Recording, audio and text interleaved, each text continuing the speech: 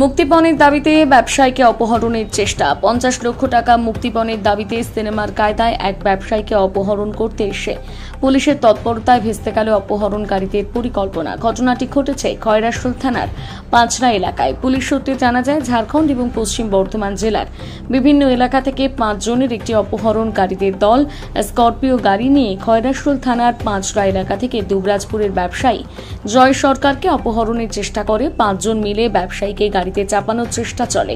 এই দৃশ্য দেখে অনেকেই হতবাক। স্থানীয় লোকজন সহ ব্যবসায়ীর স্ত্রী তনুশ্রী সরকার পুলিশকে খবর দেন যে বেশ কয়েকজন অপরিচিত ব্যক্তি একজনকে টেনে গাড়িতে চাপানোর চেষ্টা করছে এবং ধস্তাধস্তি চলছে।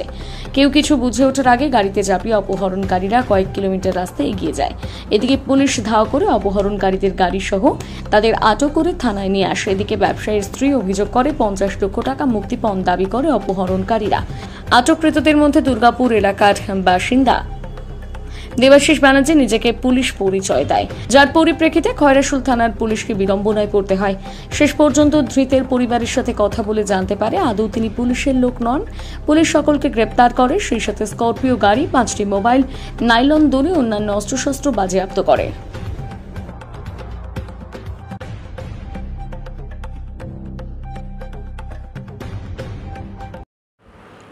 জয় সরকার তার স্ত্রীকে নিয়ে মোটরসাইকেলে করে পাঁজরা মোড়ে দাঁড়ায় এবং পাঁজরা মোড়ে তার স্ত্রীকে দাঁড় করিয়ে সে নিজে পাঁজরা বাজারে যায়।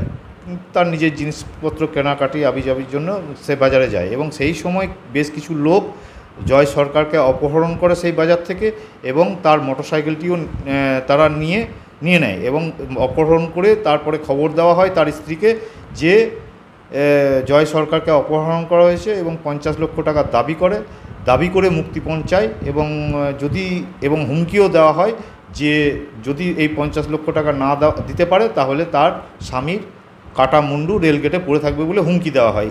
তার স্ত্রী তনুশ্রী সরকারকে এই হুমকিটা দেওয়া হয় এবং পরবর্তীকালে যখন তনুশ্রী সরকার সেইখানে লোকজন জানাজানি হওয়াতে পুলিশ জানতে পারে সেইখানে ডিউটি অবস্থায় পুলিশ ছিল এবং পুলিশ রেড হ্যান্ডে যে 5 জন ছিল এবং জয় সরকারকে একটা স্করপিও গাড়িতে ছিল সেই স্করপিও গাড়িটাকে আটক করে এবং জয় সরকারকে সেখান থেকে উদ্ধার করে এবং 5 জন যারা ছিল তাদের নাম যথাক্রমে